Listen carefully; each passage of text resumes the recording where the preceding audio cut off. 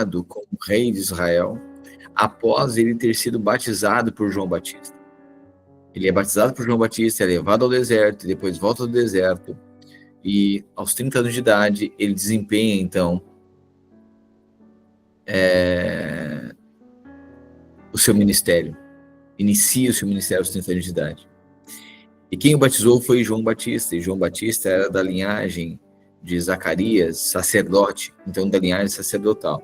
Importante saber que todo sacerdócio introduz a realeza. Quem era o sacerdote da linhagem sacerdotal? João Batista. E quem era o rei? Jesus. Então o sacerdócio introduz a realeza. Sempre lembre que o que nos coloca na posição de governo, de reino, de conquista, é o sacerdócio. Muitas pessoas acham que buscando o reino, buscando reinar, buscando a realeza, elas vão atingir o sacerdócio. Mas, na verdade, quem introduz a realeza é o sacerdócio.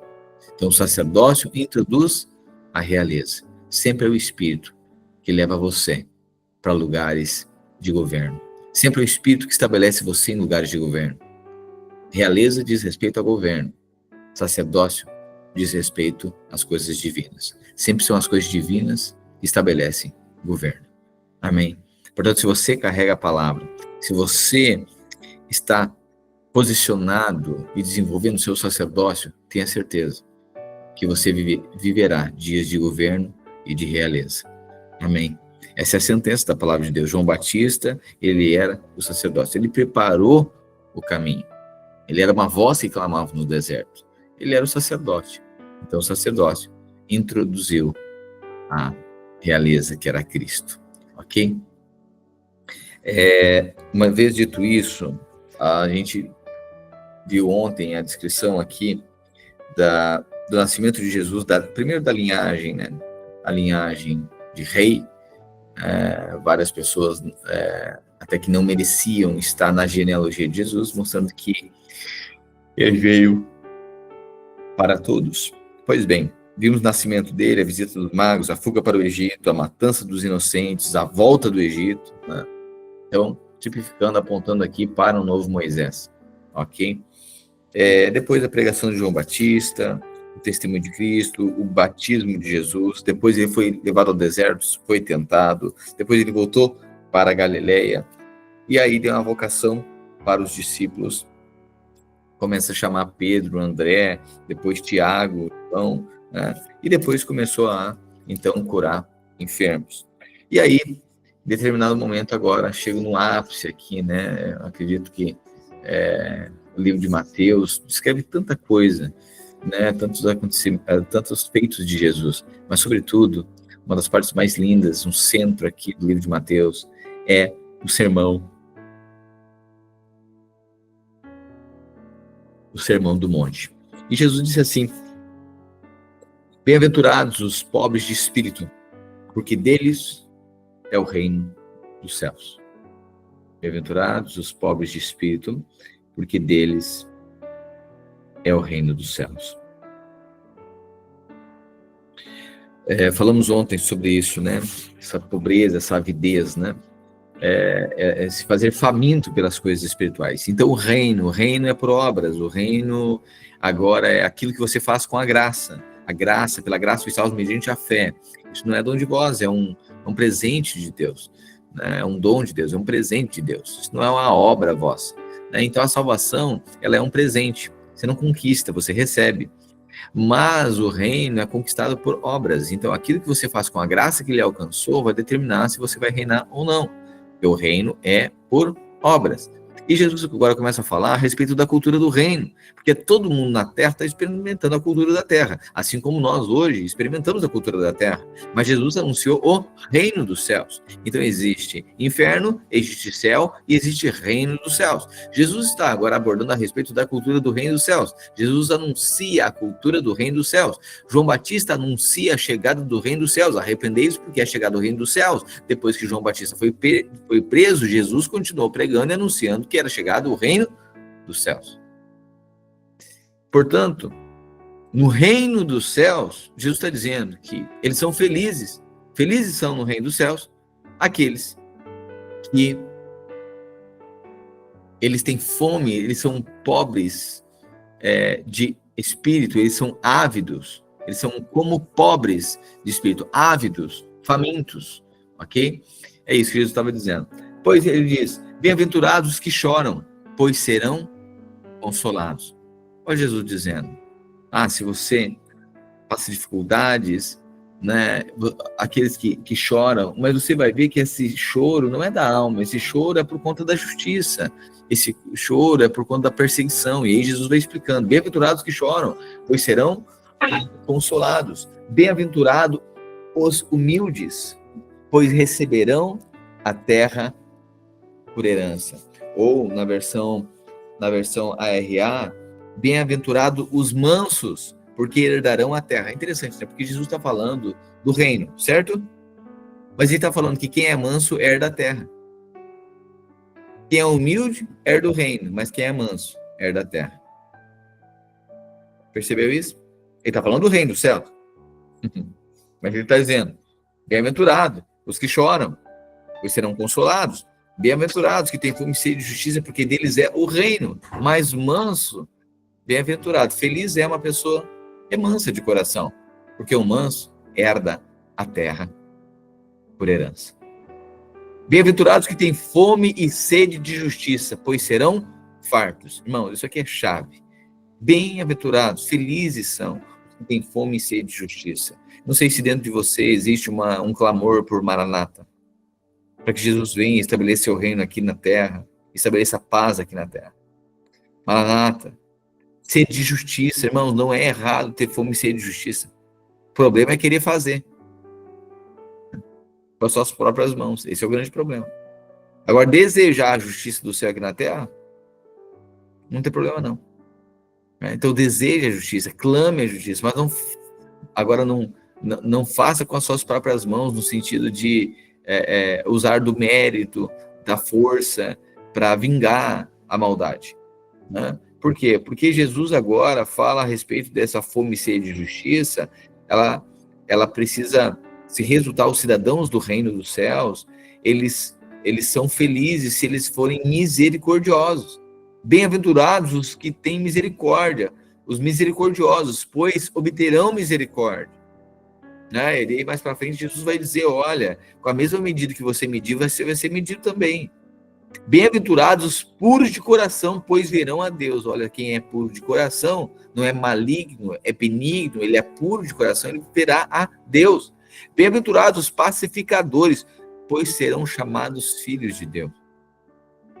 Sabe, aquele que apazigua, aquele que pacifica, aquele que coloca panos quentes, aquele que estabelece sensatez. Bem-aventurados, Jesus está dizendo, bem-aventurados quem pacifica, pois serão chamados filhos de Deus. Bem-aventurados perseguidos por causa da justiça, pois deles é o reino dos céus. É importante, né? Nem todo aquele que é perseguido é por causa da justiça, né? Tem gente que é perseguido porque foi coisa errada.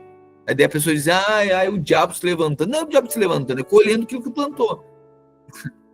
Né? Às vezes, eu estou sendo perseguido, é injusto, é nada. Fez bagunça e agora está colhendo. Deve só, eu vou ter um galardão. Vai ter nada, não vai ter galardão nenhum, porque fez errado. Entendeu? Estou sendo humilhado. Está sendo humilhado. Sendo humilhado porque a pessoa ficou devendo, daí o outro vai lá cobrar, daí o outro passa uma humilhação, diz, olha, que vergonha, Deus está vendo essa humilhação que eu estou passando. Não está vendo nada. Está vendo que não paga tuas contas e por isso estão te cobrando. Entendeu? Então, assim, é quando isso parte de uma injustiça, não de algo justo, né? Então, ninguém fica, estou sofrendo uma humilhação, olha só que vergonha, né? Deus está vendo que eu estou passando, né? Isso aí não vai ter recompensa, não. Né? Por quê? Porque é só uma questão de sensatez, de coerência. Né? Então tem gente que diz, estou sendo humilhado, Deus está vendo. Está vendo tanto que tu é orgulhoso. Entendeu? Então, muitas vezes a pessoa está sofrendo vergonha, mas não está sofrendo humilhação. Né? Porque humilhação, a gente já falou sobre isso, humilhação é para que a gente transborde, a gente denote, a gente se traduz em humildade, mostra que a gente é humilde, né? Agora, a pessoa que se ressente numa situação de humilhação é porque ela não é humilde. Ela se envergonha, mas não se humilha. Quantas vezes a gente vira as costas para não reconhecer que está errado? Sim, pois é. Isso aí, se envergonha, mas não se humilha. Humilhação é quando nós nos colocamos nessa posição de humildade. Ok, toda humilhação vem para que em nós seja traduzido a humildade. Ok? Então Jesus está dizendo, olha, bem-aventurados perseguidos por causa da justiça, irmãos. E aí eu pergunto para você, nós como cristãos, somos perseguidos por causa da justiça? Sim ou não? E muito. E muito. Se existe preconceito, isso aqui é interessante, né? Porque Jesus, por que a gente não vira mimizento? Por que a gente não vira todo discurso não faz discurso de preconceito? Porque Jesus disse que vai ter glória se nós suportar esse tipo de coisa. Por isso que a gente não fica... Alguém fala mal, coisa, a gente não vai lá na justiça, colocar na justiça porque falaram mal de nós, danos morais. O mundo faz isso o tempo inteiro. Mas Jesus diz que é por causa da justiça? Sim. Basta você dizer que você é cristão, que você é crente, que você quer ver falar que é pastor. Você acha que não tem preconceito? Não, porque o mundo fala hoje sobre preconceito, não fala? O tempo inteiro? Mas quem é que defende crente? Você está entendendo? Só que Jesus disse, bem-aventurados os perseguidos por causa da justiça. Então tem gente que sofre perseguição porque se posicionou na sua casa como cristão. Se posicionou na sua família como um cristão genuíno. Ele vai ser perseguido, ele vai ser zombado. Tem chacota, tem piada, né? Ele vira motivo de zombaria e chacota. Dependendo do tipo de igreja que você vai, que você frequenta, você pode saber. É perseguição, amigos, por conta das práticas. Chegou o aleluia, né? Assim, chegou o pastorzinho, chegou o crente, entendeu? Agora inúmeras brincadeiras pejorativas, né? Mas com uma conotação depreciativa, né? Então, assim, Jesus diz, bem-aventurados, perseguidos por causa da justiça. Tem como a régua do mundo, para nós cristãos, é muito mais alta. O mundo faz suas bagunças e está tudo bem. Mas sabe o que eu acho interessante? É que quando uma pessoa está toda suja, não faz diferença. Não muda muita coisa a pessoa ter mais um pecado ali. Mais uma mancha. Mas quando alguém tem vestes brancas, uma pequena manchinha preta aparece. Sim. É por isso que tudo é mais visível na vida do cristão. Nossa, tu é crente e furou a fila? Mas ele... só faz tudo errado. A pessoa bagunça, sonega. Tá tudo bem. Tá tudo bem. Mas você... Então, assim, a régua para o crente é muito... As colegas professoras, quando chega a irmã... Márcia Bento. Umas colegas professoras, quando chega a irmã da AD, ela diz, chegou a bênção. Aleluia. Diz, aleluia, chegou a bênção, Márcia. Chegou a bênção, porque a maldição já está aqui, né? Brincadeira. Sim, é da Assembleia de Deus, né? Entendi. Chegou a bênção, aleluia. A gente sabe, tem essas conotações, né? É perseguição. Os crentes são perseguidos. Irmãos, vamos lá. O cristão é perseguido. Nós somos perseguidos. E às vezes você vai ver que é dentre os próprios... Vamos lá, quem é que matou Jesus? Os gentios? Não, os religiosos. É perseguição, eu já falei isso aqui. Quer ver? Tanto que a gente é religioso. Será que a régua que a gente mede de nós mesmos é a mesma que a gente mede os líderes, mede o pastor? Não, né? Parece que, meu Deus, ai que absurdo. Nossa, olha o que o pastor fez. É a mesma coisa que tu. O pastor ficou bravo. Não, porque o irmão não fica. Você tá entendendo?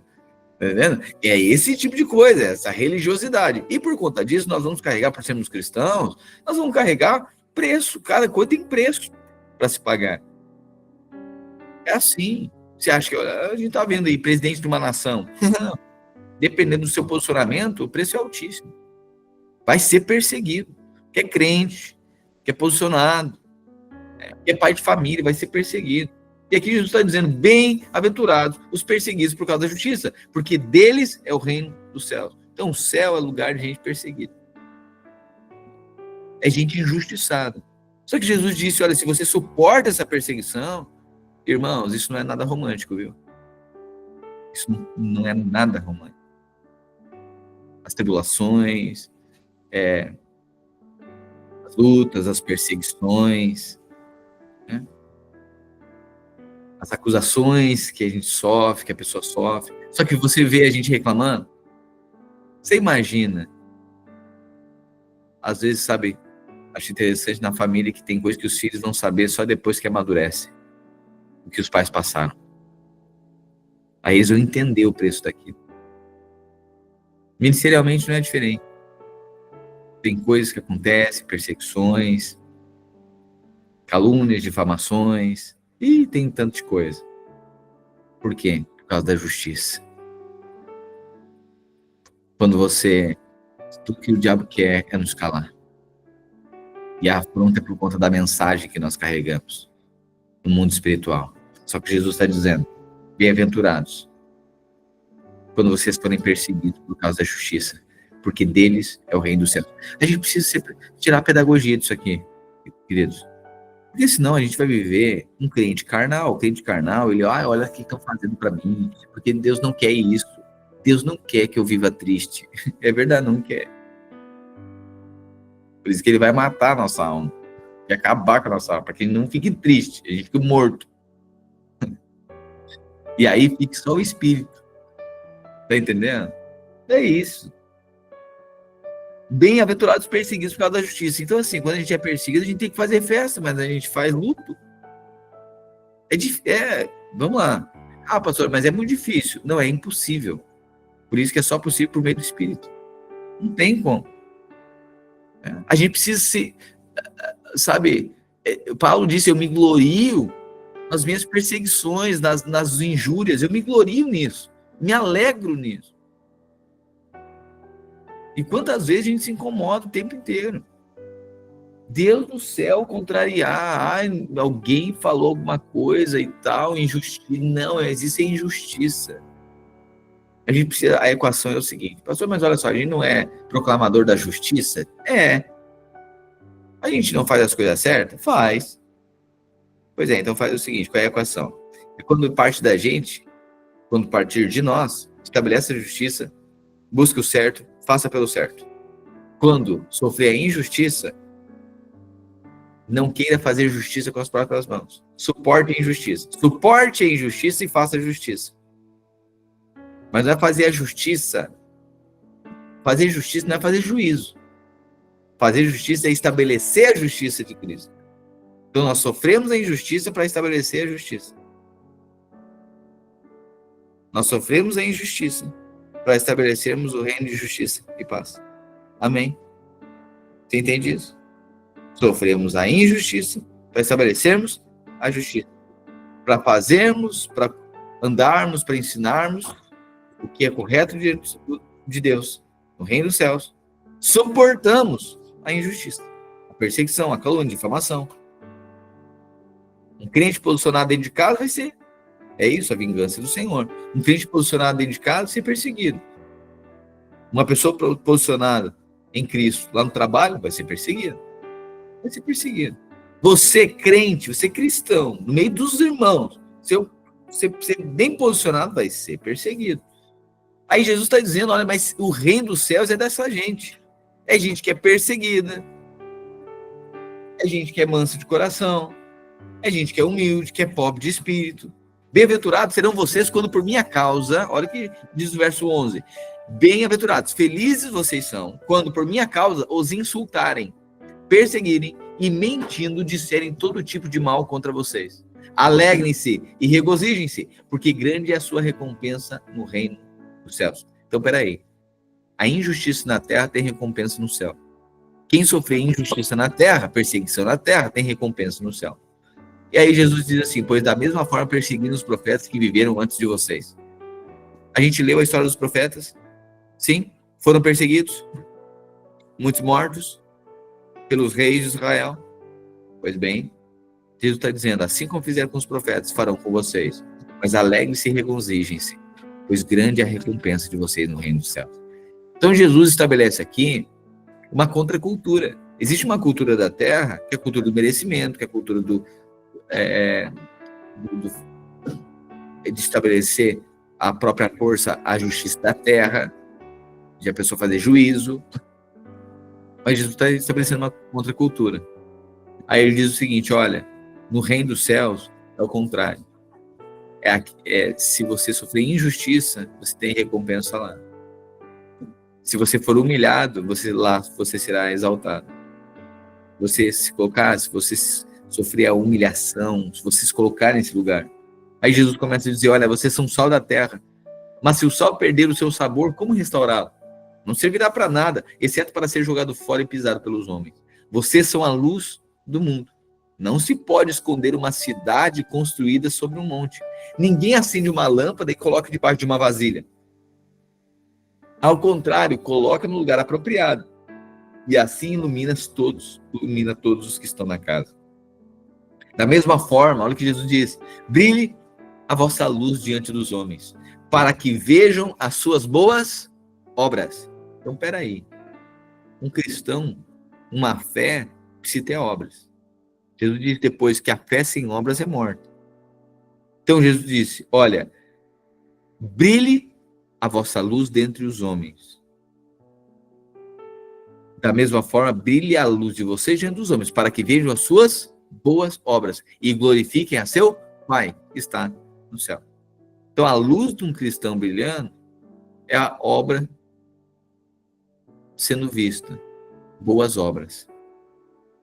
E aí você vai ver um cristão brilhando e o mundo glorificando a quem? Ao Pai, reconhecendo que é o enviado de Deus. Aí Jesus diz no versículo 17, olha, não pensem que vim abolir a lei ou os profetas. Olha o que Jesus está dizendo. Eu não vim aqui dizer que não tem que guardar o sábado, eu não vim dizer eu não vim dizer que não precisa, agora pode fazer ídolos para si, que agora pode adulterar. Eu não vim abolir a lei ou negar os profetas. Eu não vim aboli-los, eu vim cumprir a lei. Em verdade lhes digo que até que os céus e a terra desapareçam, de forma alguma desaparecerá da lei a menor letra ou menor traço, até que tudo se cumpra. Aí eu pergunto para você, o céu já desapareceu? A terra já desapareceu? Não. Então a lei está em vigor. Sim? Sim ou não? Sim, a lei está em vigor. Porque Deus, o caráter de Deus não mudou. Ele continua sendo justo, continua sendo santo. Pastor, então nós estamos no tempo da lei. Não, nós estamos no tempo da graça. Tá, mas Jesus disse ele não aboliu a lei. A questão é que ele cumpriu. Eu e você agora vivemos na graça porque ele cumpriu no nosso lugar. A lei ainda existe. A questão, por que você ora em nome de Jesus? Por que você não ora no seu nome? Em meu nome? Porque a gente não tem justiça suficiente. Aí a gente chega em nome de Cristo. Porque ele é a nossa justiça. Então, por quê? Porque Deus está exigindo a lei. Deus não mudou. Sim, o caráter santo de Deus. Portanto, agora, vocês chegamos confiados em Cristo, que cumpriu a lei. Aí diz, Deus, eu estou orando. Eu estou chegando diante do Senhor, eu estou orando. Estou pedindo. Só tem uma coisa. Eu sei que por mim, a minha justiça não atende os altos padrões requeridos pelo Senhor, na sua santidade. Por isso que eu oro em nome de Jesus. Porque é por Ele. Por causa dEle. Pela justiça dEle. Porque Ele cumpriu no meu lugar. E essa é a maravilha do Evangelho. Quando Deus olha para você, Deus não vê você. Ele vê Cristo. E por causa de Cristo, você é abençoado. É por causa de Cristo. Não ache que você é abençoado por suas próprias obras. Não ache que você é abençoado porque você faz coisa boa. Embora não seja ruim fazer coisas boas. Você deve fazer. Mas você é abençoado toda vez que você exalta Cristo. E você chega confiado em Cristo. Tudo tem a ver com Cristo. Amém? E aí Jesus disse, eu não vim abolir a lei, eu vim cumpri-la. Em verdade, lhes digo que até que os céus e a terra desapareçam, de forma alguma desaparecerá da lei a menor letra ou o menor traço, até que tudo se cumpra. 19. Portanto, todo aquele que desobedecer a um desses mandamentos, ainda que dos menores, e ensinar os outros a fazerem o mesmo, será chamado menor no reino dos céus. Mas todo aquele que praticar e ensinar esses mandamentos será chamado grande no reino dos céus. Pois eu digo que, olha agora, se a justiça de vocês não for muito superior à dos escribas e fariseus, de modo nenhum entrarão no reino dos céus. Vamos lá. A justiça dos escribas e dos fariseus. Bom, os fariseus são os caras mais top da lei. Você já sabe que eu falei ontem que os fariseus farejavam Jesus. Brincadeira. Os fariseus e saduceus, uns criam na ressurreição dos mortos e os outros não criam na ressurreição dos mortos. Pois bem, eles eram o grupo que aparentemente eram os mais ortodoxos, os mais fiéis, que, vamos dizer assim, cumpriam a lei. Embora ninguém consiga cumprir a lei na sua totalidade. Mas, Jesus disse, olha, quer saber quem é que vai reinar? Aquele que exceder a justiça dos fariseus. Meu Deus, os caras, eles davam o dízimo até da hortelã. O que é isso? Eu sei que quando a gente dizima, a gente vai lá, vou separar aqui a 10ª parte para consagrar ao Senhor. Eu sei que não é uma obrigação, mas é um reconhecimento. Eu sei que não é pela lei, antes da lei, ok. Mas teve o dízimo da lei, tá bom. Só que quem é que dizima quando recebe um presente? Você recebeu uma camiseta. Aí você tira um pedaço? Não, a gente não dizima disso, né? Pois é, os fariseus dizimavam. Uau! Aí Jesus está dizendo que vocês não vão entrar no reino se não exceder a justiça deles. Daí você diz, mãe, então eu não vou. Não, então eu não vou reinar. Que loucura isso, né? Se há justiça. Daí você diz, não, mas daí não tem como. Pois é, por isso que você não está confiando na sua justiça. Está confiando na justiça de Cristo. A lei, ela não veio para que fosse cumprida. Ela veio para que a ofensa fosse revelada. A lei é para mostrar o tanto que nós não conseguimos. A lei não é para nós tentar cumprir. A lei é para que nós reconheçamos que a gente não consegue cumprir. E aí, quando uma vez que a gente não reconhece, que a gente não consegue, a gente precisa de alguém. A gente precisa de um salvador. Alguém nos salve. Nos salve, porque a gente vai estar perdido. Pela nossa justiça, não conseguimos. Eu consigo ser melhor que um fariseu? Nunca. Irmão, difícil. Os judeus não comem carne de porco, mas um baconzinho de vez em quando, né? Você está entendendo? É assim, imagina, Jesus pega a lei e joga lá em cima. O que está escrito na lei? Não adulterarás. Pois é, mas se olhar para alguém com desejo impuro no coração, já foi. Já não é justo. Sobrou quem, irmão? Eu sei que você é puro, né? Sua face denota a sua pureza. Tem umas pessoas que a gente olha que nunca pecaram, certeza que não pecaram. Pois é, mas está ali. Aí quando a gente ouve isso, a gente diz, se for esse padrão, fica difícil, né? Não, difícil é pouco, fica impossível. Então a lei, ela veio para que o homem reconhecesse que é impossível ser salvo pela nossa própria justiça. A gente precisa de um salvador. E aqui está a comunidade daqueles que reconheceram que pela sua justiça não conseguiram agradar a Deus, mas precisavam de um salvador. E o Salvador nos encontrou. A graça nos alcançou. E é por isso que agora nós chegamos diante do Senhor, confiadamente, diante do trono da graça, porque é Cristo, é Ele. Oramos em nome de Cristo, creia nisso, você é abençoado por causa de Cristo. Eu sei que tem muita coisa que a gente acha que está pedindo demais. Não, mas eu não mereço tudo isso. Não, você não merece nada. Que, na verdade, se a gente recebesse o que a gente merece, a gente estava queimando no fogo do inferno, caldeirão 14. É isso que nós merecemos. Nós merecemos juízo eterno. Se fosse por mérito, a gente tá frito. Ou melhor, assado, né? Porque não diz que nós vamos ser, não diz que lá tem banha, é óleo, não diz que tem fogo. Então, assim, não estava assado. Mas a graça nos alcançou.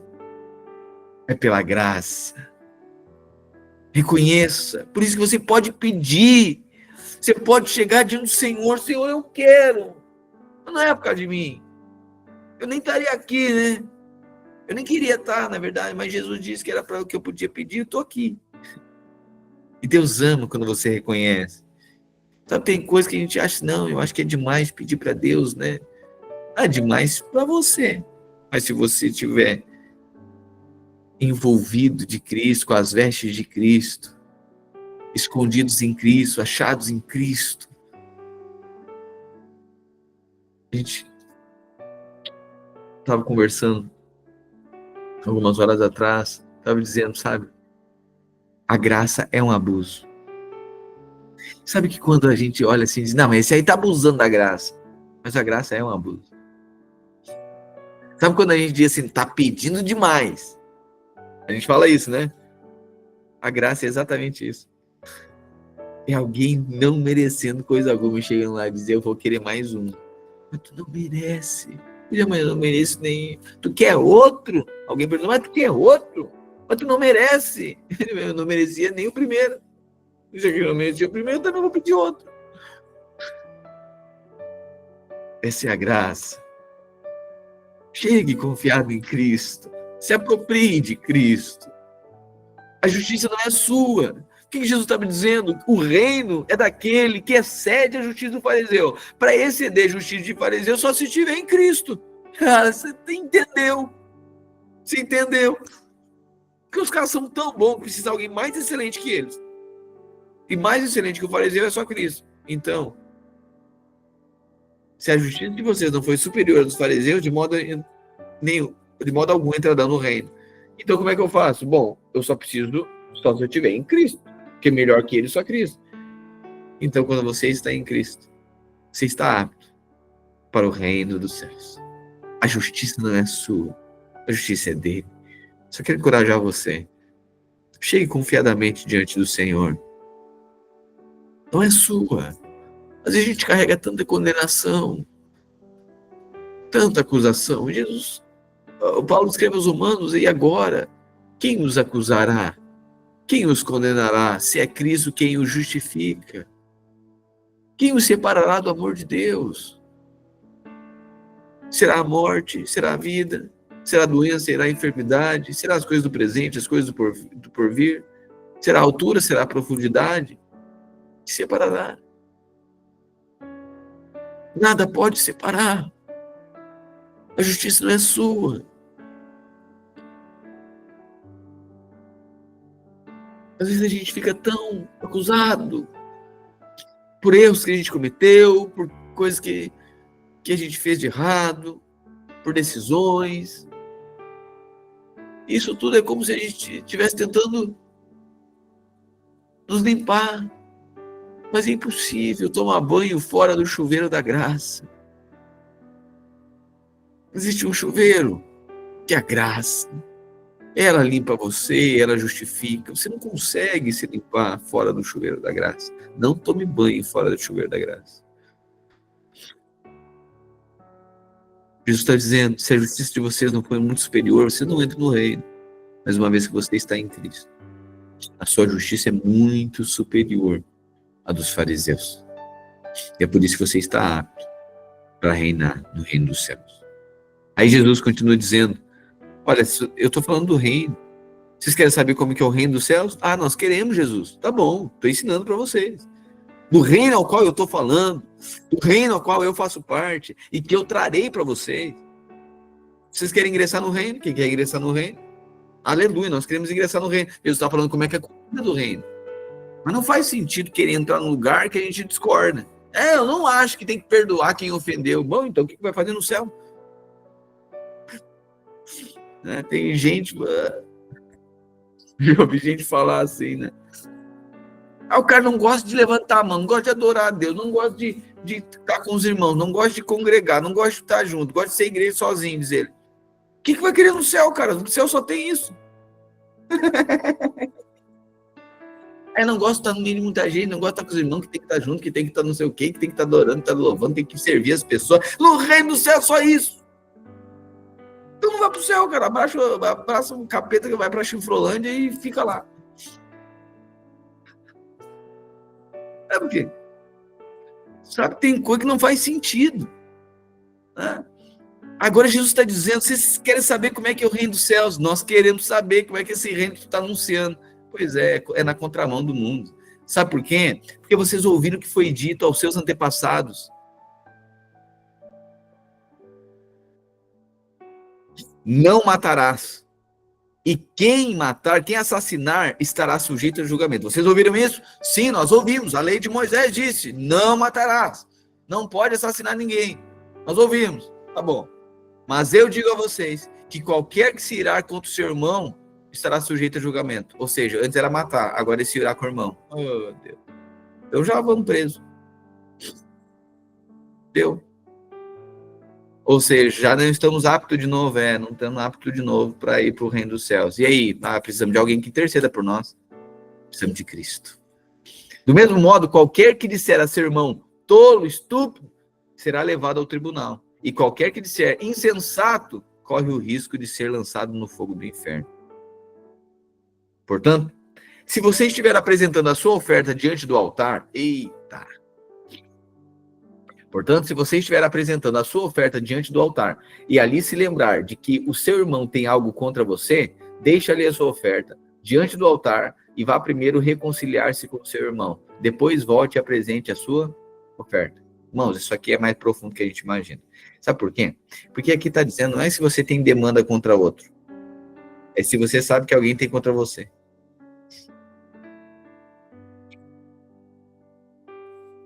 É mais profundo, né?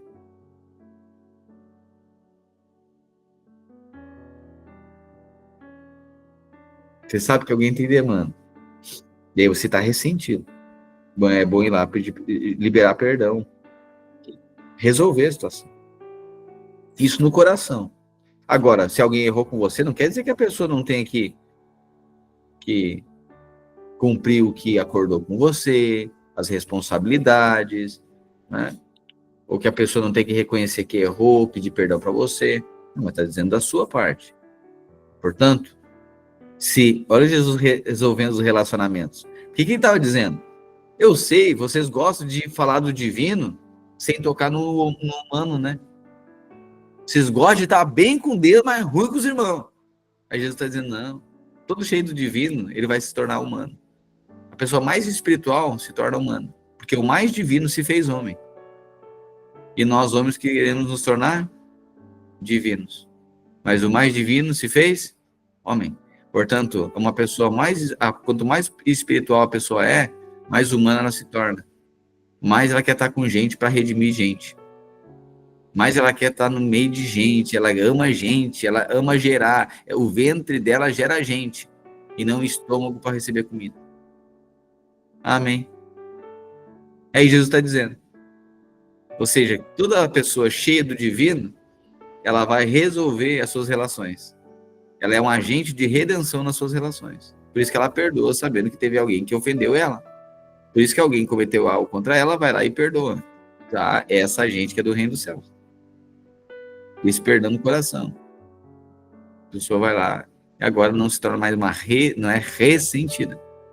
E tem uma coisa que é perdão da ofensa. Outra coisa é a consequência do erro. Existe coisa que você perdoa, mas vai ter consequência do erro. Ok? Isso é a pessoa, mas que não seja você que impute isso. Ok? Lembra da lei da restituição? Ou seja, se alguém tomasse alguma coisa do outro, quando fosse apresentar sua oferta, deveria restituir 120%. Lembra disso? Ou seja, estava sendo perdoada, mas tinha agora que ter existia necessidade da pessoa ela ter um fruto de arrependimento, ok? Um fruto de arrependimento. Então era a consequência do erro dela, ok? Mas no coração, nosso coração precisa estar resolvido em relação a isso.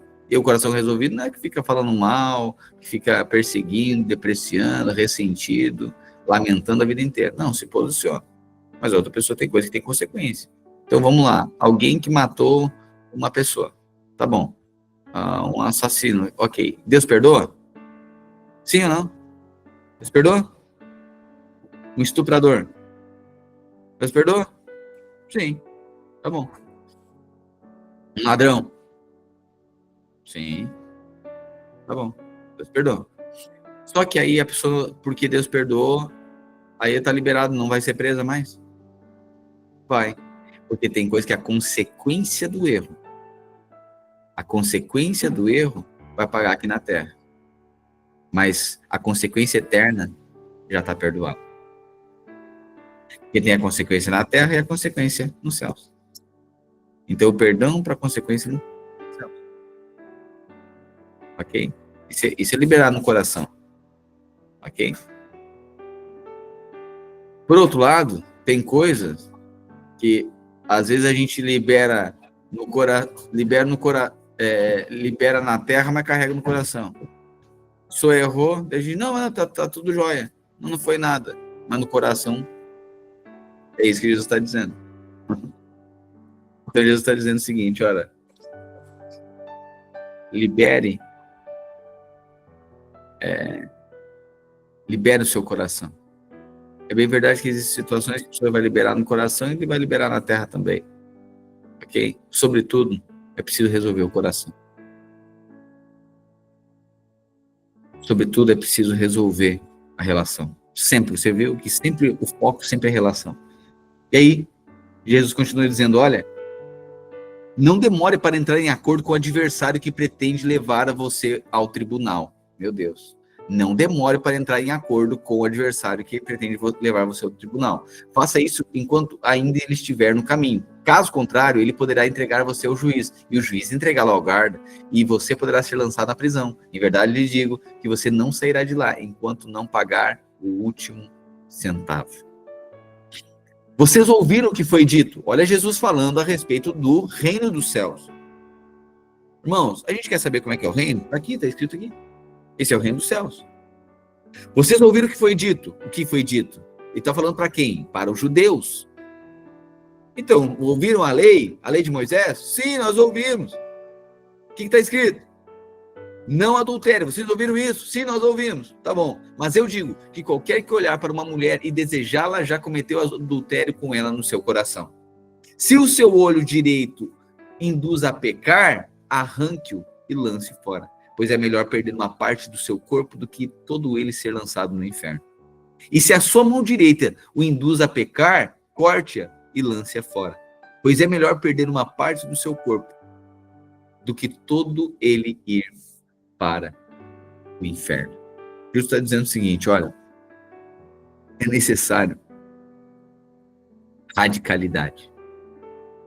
Eu sei, né, que tudo quando se uma pessoa ela é posicionada na sua crença, na sua fé, o mundo atribui ela como fanática, religiosa, fanática, doente. Mas se for por coisas naturais, é bonito, é joia, é louvável, enfim, a pessoa lá ama o time do coração, tatua o escudo do time, e o pinta a casa da cor do time, o nome dos filhos, coloca o nome do jogador, não sei das quantas. E, meu Deus, é a vida em torno disso. O que o mundo diz? Nossa, que lindo, né? A paixão pelo lindo. Agora, se for por causa de Cristo, aí tem problema. Aí, o que Jesus está dizendo? Tem coisa que precisa ser extrema, precisa ser posicionada. Então, é melhor, se tem coisas que ele está dizendo, ele está aumentando a lei, né? Ele está colocando acima. Tem coisa que você precisa Irmãos, eu aprendi uma coisa. Os nossos posicionamentos, quando você se posiciona a respeito de alguma coisa, você vai perder outra. Não tem neutralidade, não tem como ganhar sempre, não tem. A gente quer ganhar tudo. A gente quer ganhar os relacionamentos da vida da igreja e a gente quer manter tudo joinha lá com o mundo. A gente quer manter a nossa vida com Deus e não quer perder nada lá do que a gente tinha antes. Entendeu? A gente quer ganhar em tudo, não tem como. Não tem como. Ninguém, e Jesus vai dizer aqui mais para frente, ninguém pode servir a dois senhores. Então, Jesus diz assim, tem coisa que você é posicionado. Se o seu olho faz pecar, arranque. Ele disse o seguinte, olha, foi dito também, aquele que se divorciar da sua mulher, 31, deverá dar-lhe uma certidão de divórcio. No entanto, eu digo que todo aquele que se divorciar da sua mulher, exceto por imoralidade sexual, faz que aquela se torne adúltera. E quem se casar com a divorciada comete adultério. Irmão, isso aqui tem tanta bagunça em relação a isso aqui. Tá, deixa eu falar uma coisa bem breve para você.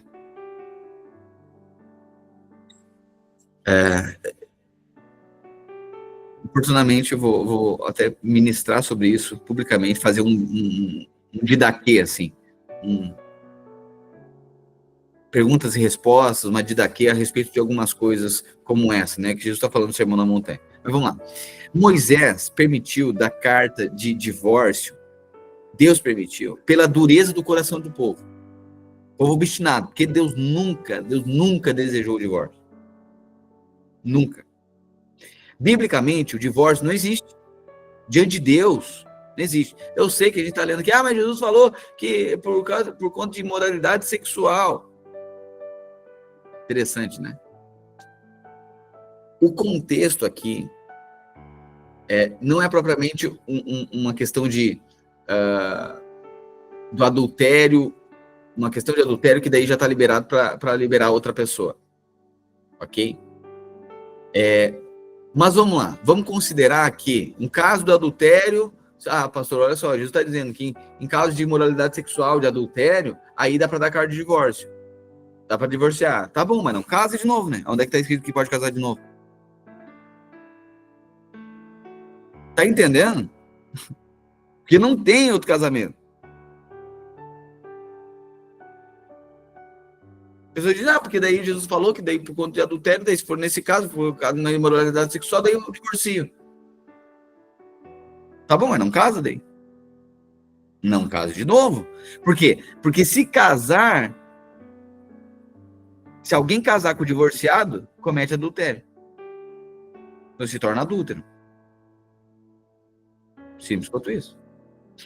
Por isso, só que eu sei que aí existe um tanto de coisa, porque tem a igreja que casa, mas eu imagino que tem muito, dá para ter, tem outras religiões que dá para casar também. A questão é, eu não estou pela placa da igreja, eu estou pela palavra. E parece que isso é um juízo, não é só Deus mostrando que a relação dele para conosco. Sabe o que é o casamento? Dizendo, a aliança que eu fiz com vocês, eu não abro mão. É Deus dizendo isso. Não tem, nada pode separar. É isso que Deus está falando. Entende? Todo casamento é uma representação do desejo de Deus para com a igreja.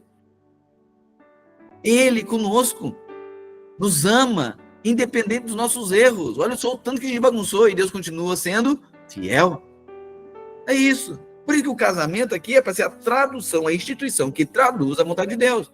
Os crentes não podem divorciar, porque não deve divorciar, e a mulher se estiver apanhando. Eu não estou dizendo que a pessoa que está apanhando tem que continuar apanhando, claro que não.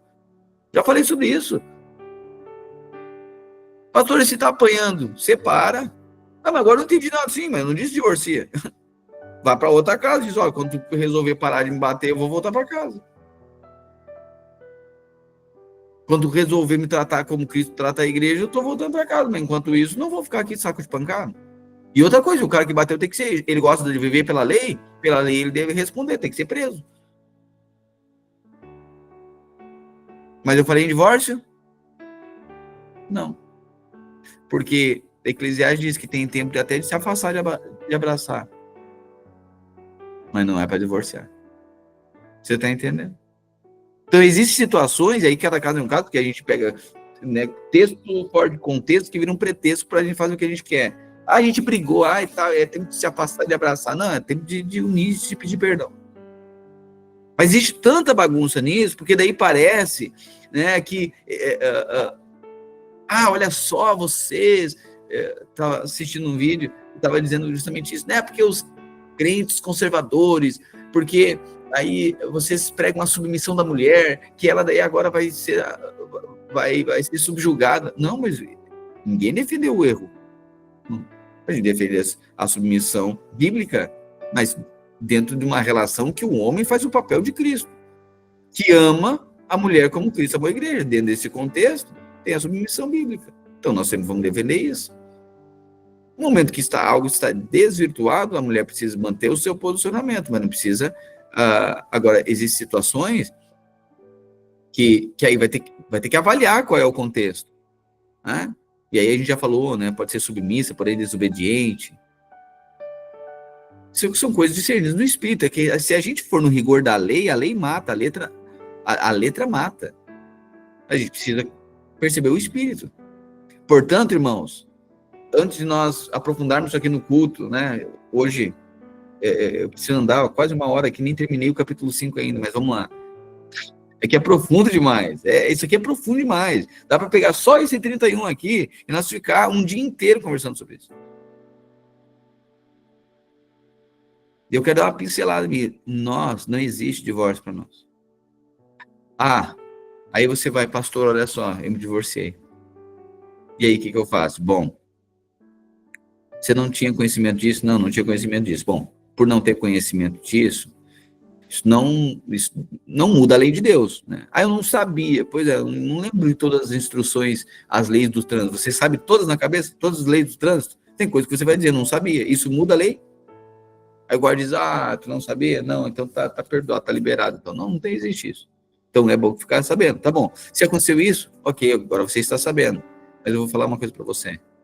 Se nós estávamos todo errado e a graça nos alcançou, não é mais esse erro que a graça não nos pode alcançar. Eu creio que você está perdoado. Só que, pastor, então eu vou... Não, a lei não mudou. Só tem uma coisa para você fazer. Você que é casado, você era casado e divorciou. Bom, se seu marido, se o seu cônjuge, seu marido ou a sua esposa ainda vive, você tem uma aliança ainda. Essa aliança só termina quando alguém morrer. É até que a morte separe. De preferência do outro, né? Não a sua. Mas assim, é até que a morte separe. Pastor, mas agora como é que vai ficar meu futuro? Bom, você precisa crer agora. Agora, você precisa orar e ir para os pés do Senhor. Mas eu acho que não dá mais. Não, tudo bem. Mas que já tem um casamento. Já tem uma aliança. Algumas pessoas vêm, pastor, daí eu queria que o senhor casasse, a gente, mas já é divorciado. Eu divorciei do meu primeiro casamento, que não deu certo, que nem sabia, não sei o quê. Mas eu não posso colocar outra aliança onde já tem uma. Já tem. Não, mas eu já joguei no chão. Não, mas diante de Deus isso não acabou. É só a morte pode encerrar essa aliança. Você vai precisar lutar pelo seu casamento. Pastor, mas olha só. Mas aí a pessoa entra em conflito. Eu sei que é complexo, é uma coisa muito complexa. Né? Mas a pessoa vai lá. Ela diz, olha, mas eu acho que tem graça de Deus para minha vida. Isso é carregado de tanto às vezes, de discernimento, de oração, a pessoa persevera. E aí a gente tem exemplo disso.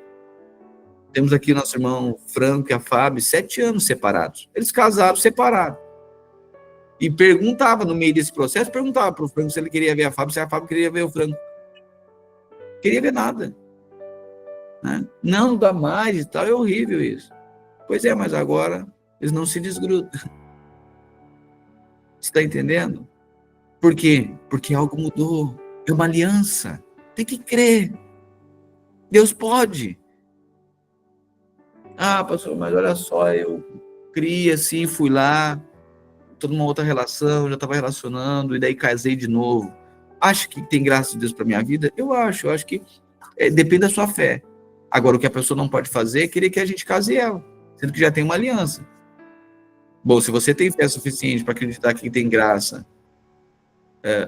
sobre a sua decisão, tudo bem, mas não force, não fira a minha consciência, a nossa consciência, querendo que a gente reconheça uma aliança quando já tem uma.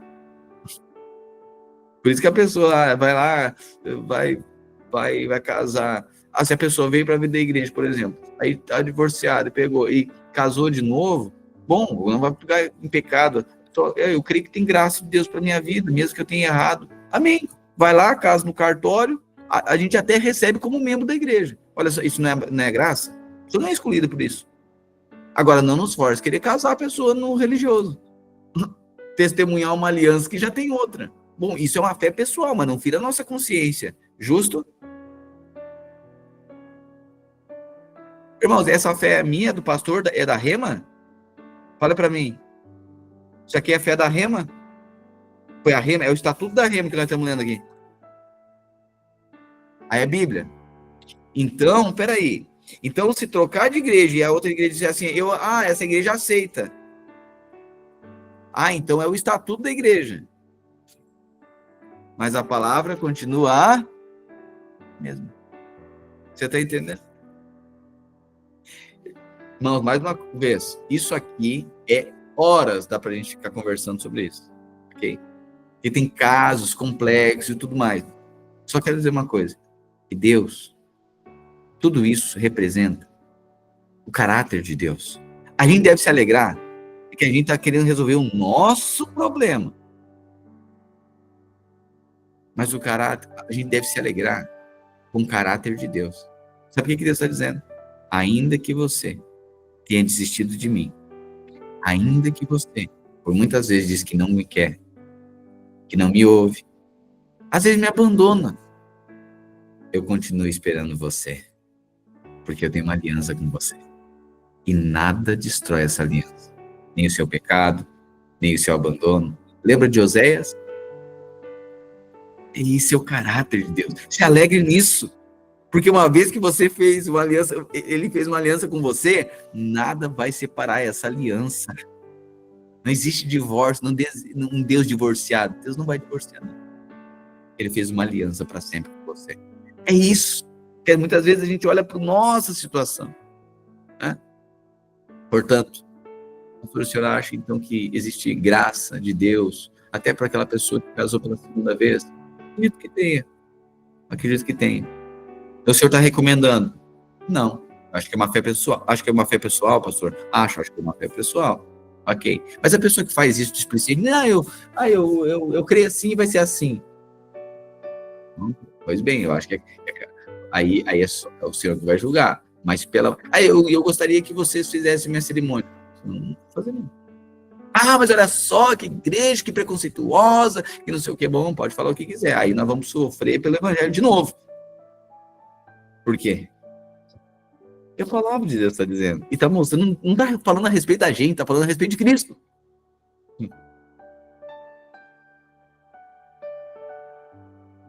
Aí vai lá, a pessoa vai fazer isso. Tá, pastor, eu acredito. Olha só, como uma pessoa sensata, quer ver? Que a pessoa estava relacionando ali, já tinha sido casado, daí veio para a vida da igreja, converteu, já estava num relacionamento e estava vivendo ali já com a pessoa. Bom, agora vai ver em pecado? Não, vai lá casar. Pô, mas ele já era casado. Bom, o que nós instruímos? Não, tem que voltar para outra pessoa. Pastor, mas não dá isso, aquele outro, tá, não sei o quê. Bom, é uma fé pessoal. Pastor, olha, eu acredito que tem graça para minha vida, a pessoa vai lá, casa no civil. Bom, nós acreditamos que tem redenção, queremos que sim, queremos que tem graça para isso. É a tua fé, não é a nossa. Mas amém. Reconhecemos até como membro do corpo de Cristo. Está debaixo da graça. Amém. Tá bom. Agora, ó a pessoa que não entendeu nada. Vem. Não, eu quero que vocês me casem. Não, mas já tem uma aliança. Não, daí ela convida até os irmãos para o casamento, fere a consciência de todo mundo. Mas a dela não pode ser, não. Aí convida, aí coloca os irmãos para ser testemunha de uma segunda aliança. Vai testemunhar o quê? E tem irmãos que para ele tudo bem, se é festa, não interessa. Nós vamos lá incendiar a casa. Mas vai ter festa? Vai, vamos junto. às vezes não discerne isso. A gente precisa discernir as coisas. Irmão, tu está sendo testemunho de uma segunda aliança. Sim, então isso tu crê. Não, então o que vai fazer lá? Ah, mas eu sou convidado, né? Já pensou se a pessoa ficar triste? Ah, entendi.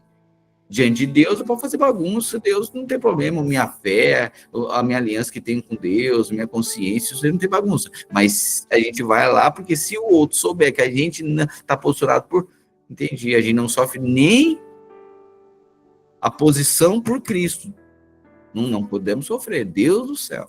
E eu acho tão ruim quanto uma pessoa coloca os outros nessa posição.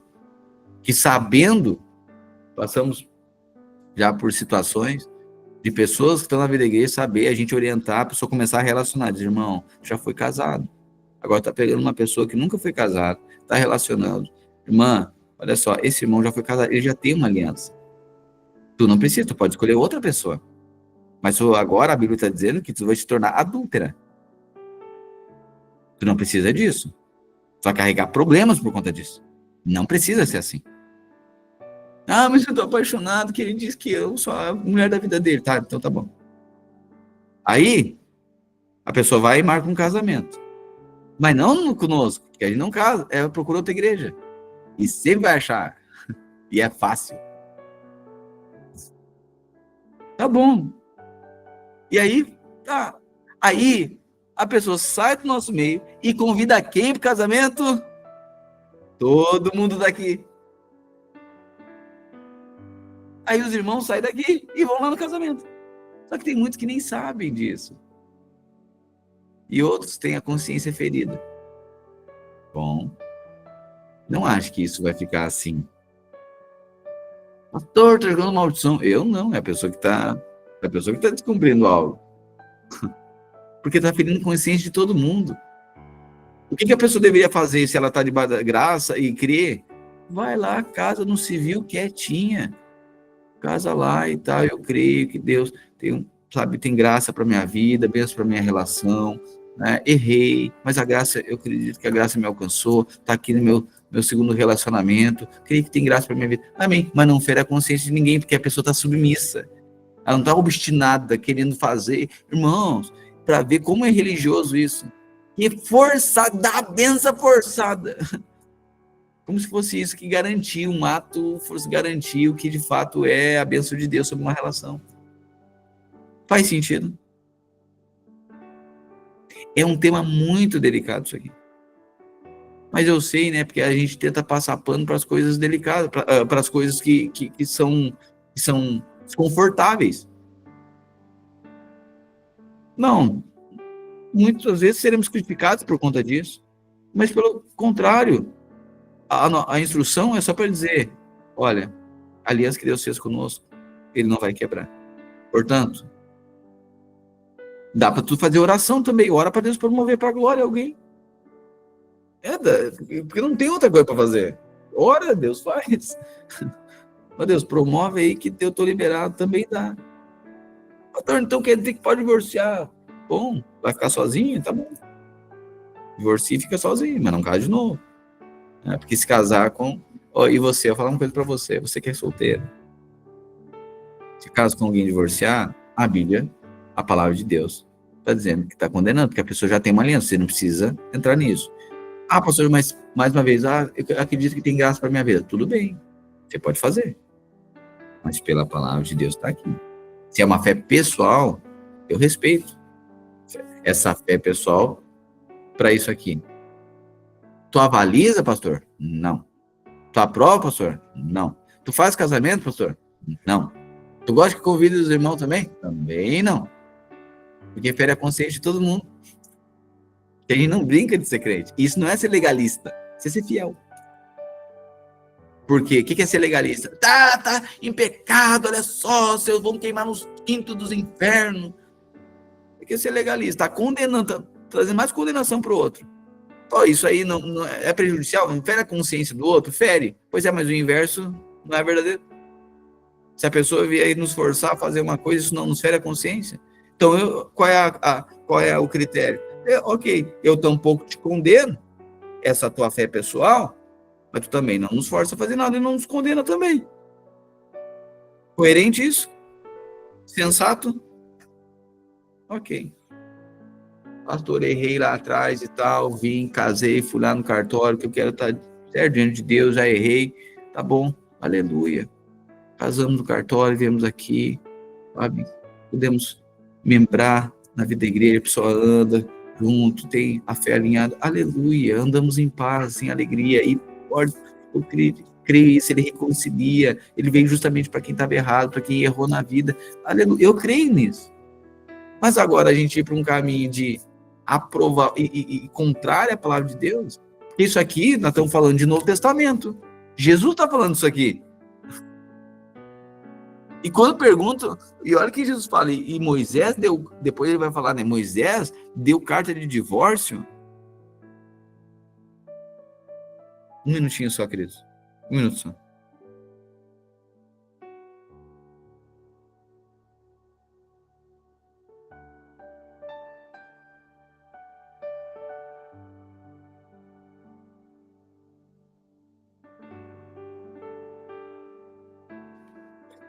Então, assim, Jesus disse, olha, a carta de divórcio que Moisés deu foi pela dureza do coração.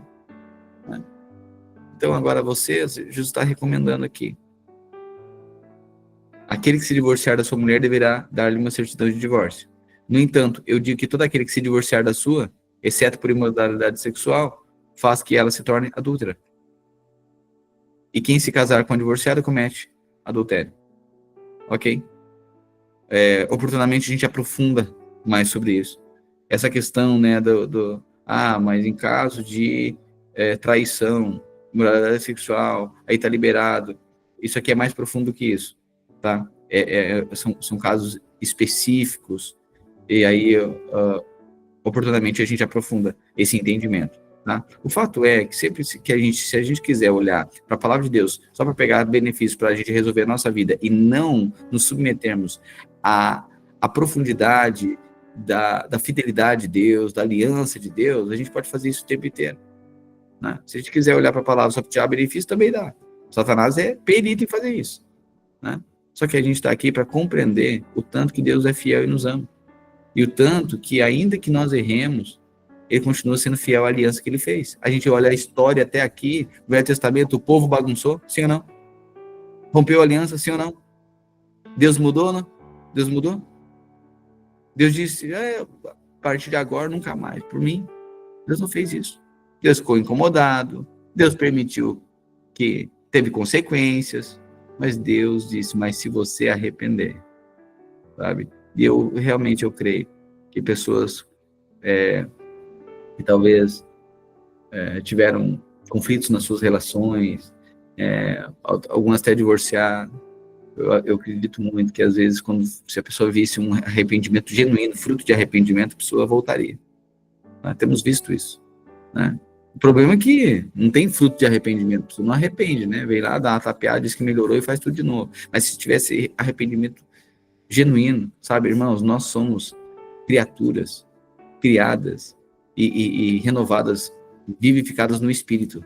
Portanto, nosso Espírito é para crer, por isso que a gente gosta de crer nas coisas. No fundo, a gente ainda tem esperança. No fundo, a gente quer acreditar.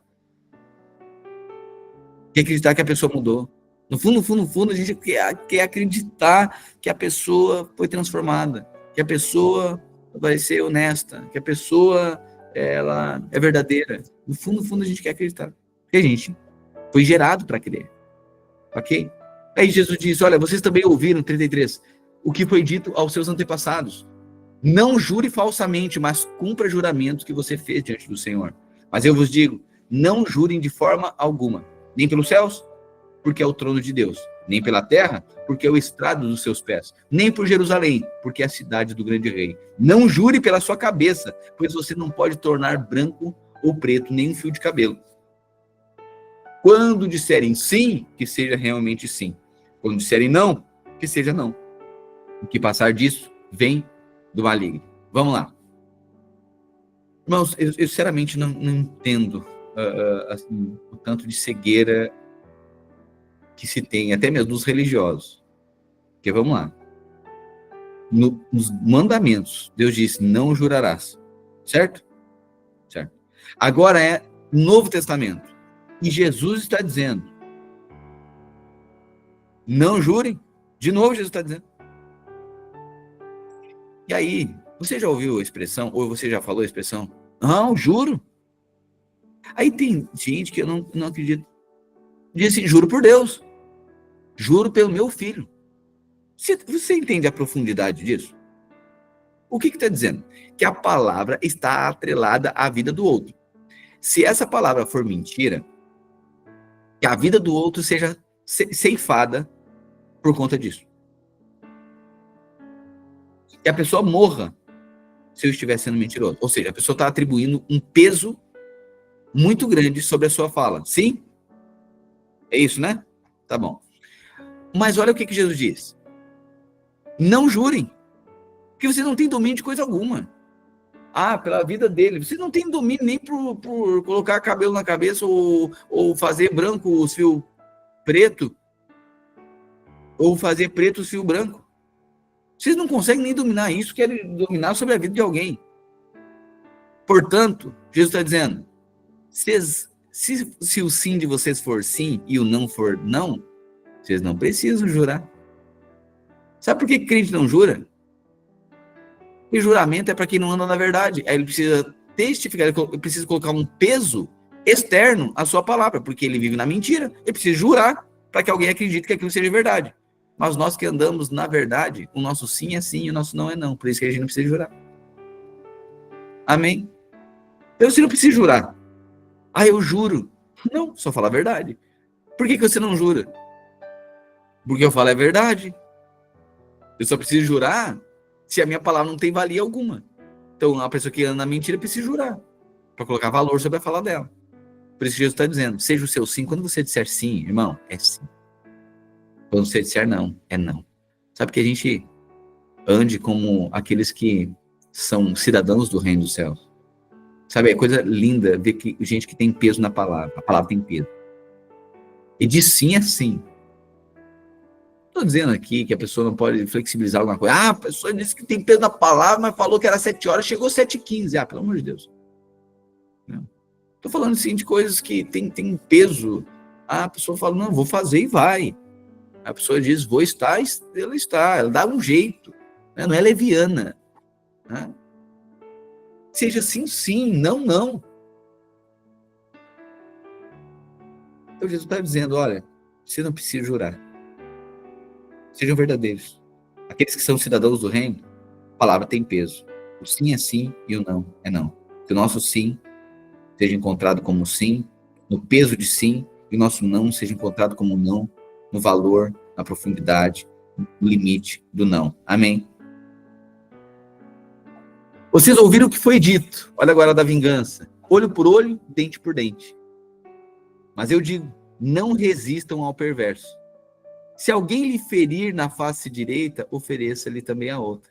E se alguém quiser processar você e tirar sua túnica, deixe que também leve a capa.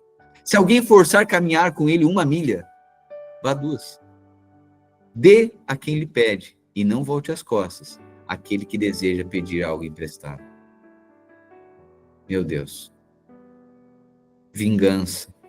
Eu sou pelo certo, olho por olho, dente por dente. Tá bom. Jesus disse, mas do reino não é assim.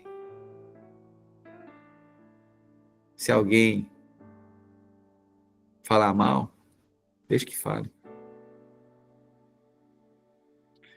Se alguém te tirar a capa, não impeça de tirar a túnica. Se alguém te forçar a caminhar 1 milha, caminhe 2. Porque a primeira milha é no limite da obrigação. Você foi obrigado. Mas a segunda é da voluntariedade. A primeira é da obrigação, a segunda é do coração. Porque tem coisa que a gente só faz à força, sim? Mas a segunda é porque você entendeu, você reconheceu. Que é Deus.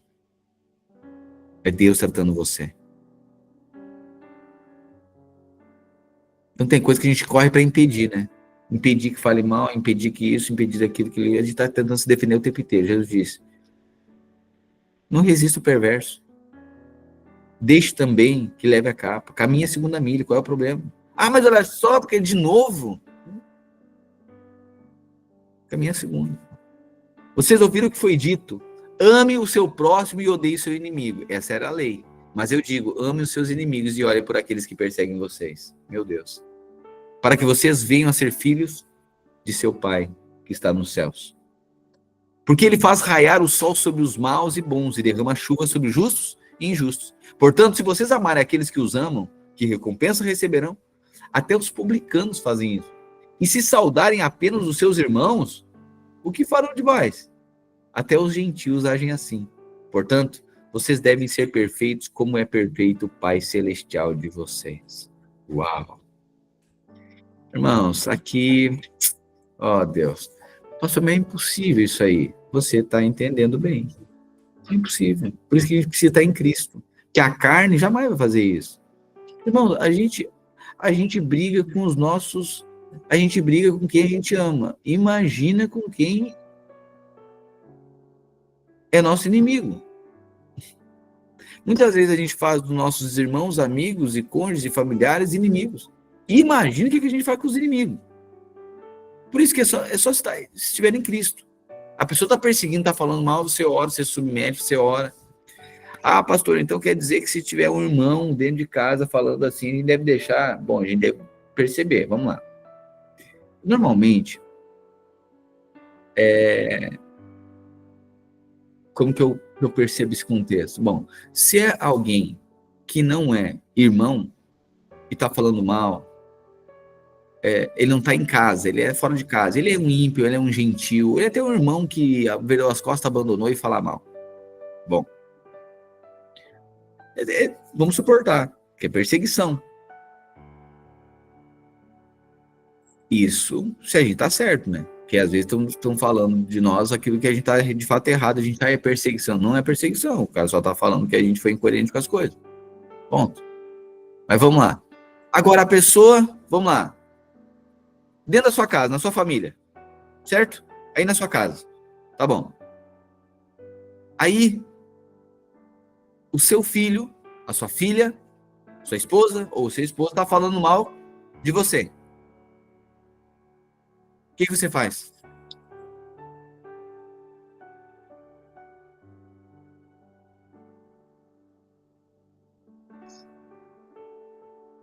Porque Jesus está dizendo que é para amar os inimigos.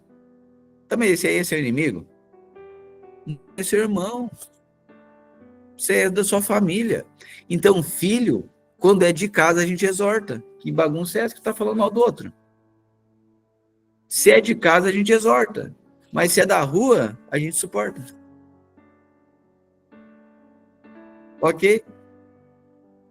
Porque se a pessoa vira as costas e sai, aí é difamação, é calúnia, é perseguição, a gente tem que orar. Mas se é de casa, tem que ensinar. Ou o filho vai ficar falando mal do pai e da mãe? A filha vai ficando falando mal do pai e da mãe, o filho vai ficar, o cônjuge vai falando um do outro. Eu digo, tá, mas só um pouquinho, que história é essa? O que está acontecendo? Tá, mas por que tu falou isso aqui? Tá, você esteja disposto a perdoar, mas comprometido em ensinar. Se não, imagine dentro de casa, não estou falando mal, não, perseguição, isso aqui é perseguição, eu sei que os inimigos se levantando. Não usa autoridade, vai resolver essa família. Certo? Então tá bom. Então, já que nós somos família de Deus, e isso aqui é o contexto, então quer dizer que no corpo de Cristo, quando o irmão estiver falando do outro, não tem problema o pastor chegar, ou outro irmão chegar e confrontar, certo? Ou a gente vai permitir que irmão fale mal de irmão, fale mal de pastor e reclame porque não gostou? Ah, então tá jóia. Então, se alguém dentro da família for confrontado nisso, você não vai se ressentir, né? Porque só é inimigo se virar as costas e abandonar. Aí é um inimigo falando. Mas se ficar dentro de casa, vai ficar falando mal. Por isso que Jesus não é tolo. Ele disse, olha, o que tu tem para fazer, pode fazer. Mas eu sei que um de vós é um diabo e que um vai me trair. E que sabe quem está falando mal? A gente sabe que é o irmão que está falando mal. Eu sei que é. É tu, Judas. Entendeu? Nossa, cadê Jesus amando os inimigos? Ele está amando, ele está suportando isso tudo. Só que não tem problema nenhum dizer, irmão, eu sei que está falando mal de nós. Eu sei que dentro de casa está falando mal e tu está errado. Por isso que ele mostra quem que vai ser o traidor. Então a pedagogia é a seguinte. De fora a gente suporta. Você não vai revidar lá porque eu não sei o quê, falaram mal de você, e olha só, não sei das quantas. Você não vai, suporta. Agora, de dentro, você vai lá e ensina. Mas na pedagogia, no amor, não é ensinar cheio de ódio, é ensinar cheio de perdão. Dizer, irmão, o que acontece? Mas olha só, tu falou assim, assim, assim, assim. É. Vamos lá. Filhos, oportunamente, falam mal de pais? Você acha que o filho nunca fala? Fala. No seu erro, na sua inconsequência. Ou às vezes na sua reclamação. Às vezes não é de todo errado. Né? O problema é quando faz com o coração errado. E às vezes o filho está gritando ali, dizendo, eu acho que poderia ser diferente assim e tal, não sei o quê. Mas agora, quando fala para depreciar, quando fala com maldade, para causar dano, é assim. Então tem irmãos que dizem, mas eu estou reclamando porque eu achei que estava errado. Pois é, mas achou errado que estava errado. E aí fica falando mal dos outros. Sabe o que é isso? Fofoca, irmão. Quando a gente leva uma coisa que, para quem não resolve, é a fofoca. A gente precisa dar nome para as coisas. Então, assim, se é inimigo perseguindo, a gente suporta. Se é irmão, se é família, se é amigo, a gente ensina. Por isso que ele diz, se souber que ele tem algum irmão falando, vai lá e resolve com ele. Amém?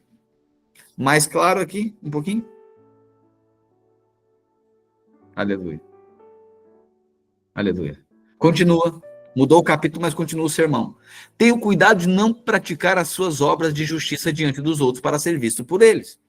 Então Jesus não diz que não é para fazer obras de justiça.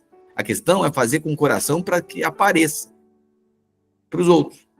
Se fizerem isso, não terão nenhuma recompensa do seu Pai, que está nos céus. Portanto, quando você cuidar dos necessitados, não anuncie isso tocando trombeta. Aqui é capítulo 2, versículo 2 do capítulo 6.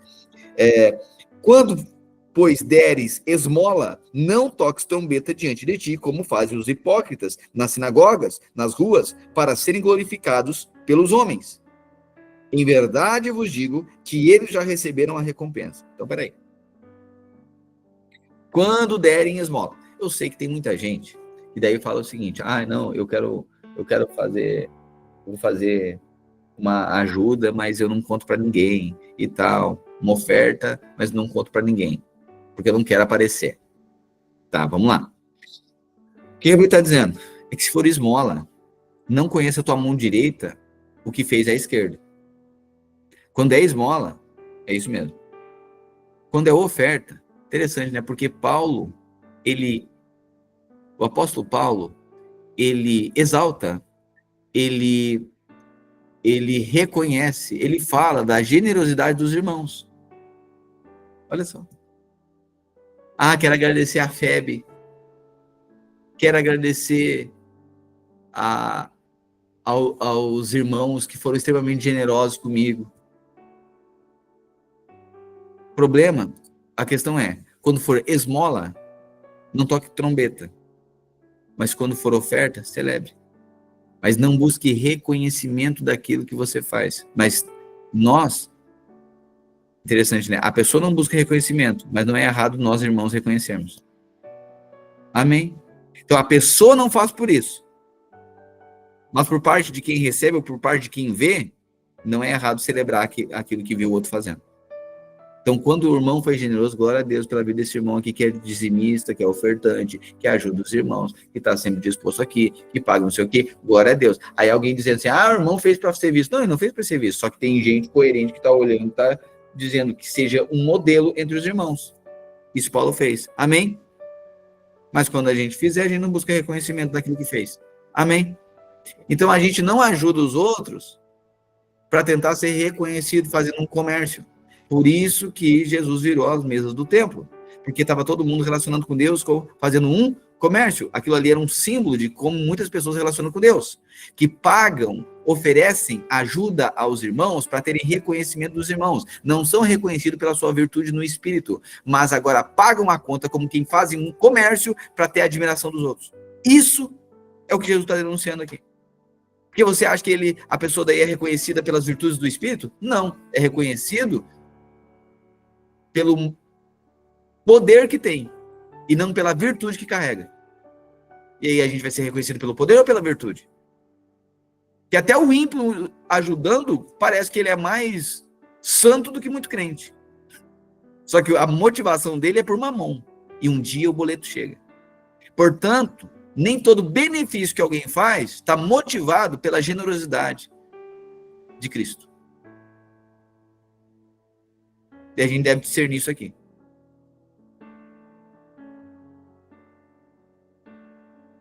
Eu conheci pessoas, já vi contextos de gente que paga a conta, ele paga a banda para escolher a música. Entendeu? Quem paga a banda escolhe a música. Ele dá churrascada para ele convida, é só benefício que ele dá para os irmãos. Mas depois, quando ele é confrontado, você acha que tem gente com ele? Tem, afinal de contas, é uma ótima pessoa.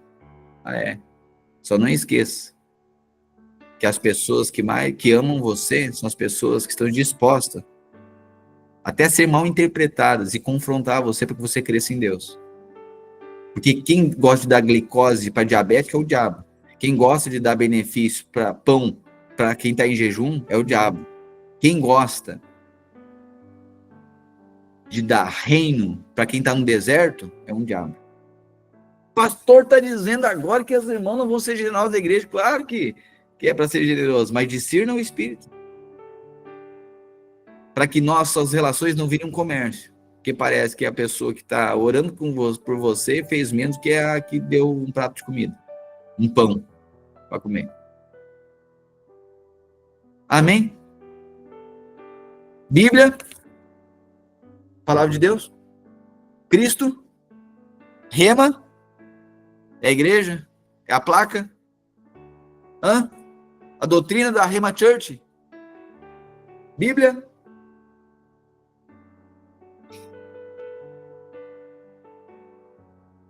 A gente precisa discernir as coisas.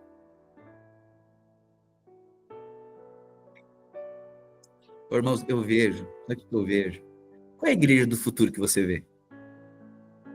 O que você vê? Eu vejo uma igreja firmada na palavra. E não é um bando de religioso. É um bando de gente que discerne coisas espirituais. Que vê que nem todo benefício é Cristo. E vê que nem todo confronto é o diabo. Aleluia. É lindo isso, né? Maturidade é saber que nem todo confronto é o diabo. Nem toda luta é um diabo. E nem todo benefício é um Cristo. Isso é maturidade espiritual. E tem luta que é Cristo. E tem benefício que é um diabo. Isso é maturidade espiritual. Eu tô agora, eu nunca tinha falado, o Espírito Santo está dando agora aqui, o entendimento do que é maturidade espiritual. Para mim, maturidade espiritual é ver que nem toda luta é um diabo e nem todo benefício é um Cristo. Ponto. A gente discerniu, isso é maturidade espiritual. Aleluia. Tem muito Cristo escondido por detrás de um confronto e muito Judas escondido por detrás de um elogio. É isso. Tem muito diabo atrás de um elogio e muito Cristo atrás de um confronto. Que o Espírito Santo nos faça discernir. Irmãos, isso aqui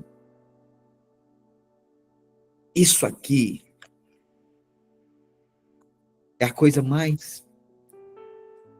Vamos aprofundar isso outro dia, a respeito de Mamon e a respeito de Deus, os senhores aqui. Jesus vai dizer um pouquinho mais à frente, já vai dizer aqui. Senhores. Mas não esqueça que Mamon é um Deus. Ele gosta de governar. Ele governa pelo benefício. E a gente cai fácil. Mas a gente vai, o Espírito Santo vai jogando luz, a gente vai amadurecendo. E que sejamos encontrados em lugar de maturidade para ver que nem todo benefício é um Cristo. E nem toda luta, confronto e perda, nem todo ganho é um Cristo e nem toda perda é um diabo. Porque na equação do reino, quem perde, ganha. E quem ganha, perde. Amém. É linda a palavra de Deus. Aleluia. Aleluia. Portanto, 2. Quando você cuidar dos necessitados, não anuncie tocando trombeta, como fazem os hipócritas nas sinagogas e nas ruas, a fim de serem honrados pelos outros. Em verdade, lhes digo que eles já receberam a sua plena recompensa. Entretanto, quando você cuidar dos necessitados, que a sua mão esquerda não saiba o que está fazendo a mão direita, de forma que você preste ajuda em secreto. E seu pai, que vê o que é feito em secreto, o recompensará.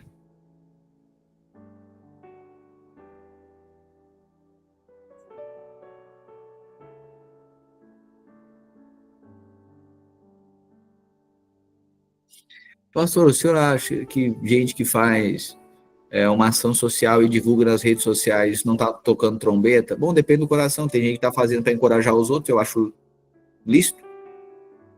Uma igreja está fazendo, mas a igreja faz isso e mostra lá no Instagram. Pois é, mas as pessoas não falam mal que a igreja tira das pessoas? Daí isso pode. Entendi. Então, se falar mal, a gente aceita. Mas se fizer o bem e divulgar, daí não pode. Também daí. Agora, se a intenção da igreja é fazer isso só para o seu nome ser louvado, no dia do julgamento do tribunal de Cristo, cada coração vai ser passado pelo fogo e vai ser testado e vai ver se vai ser achado reprovado. Ok?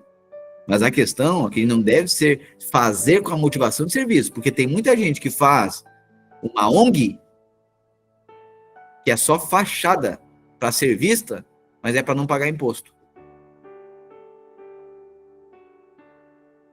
Não, o mundo é podre.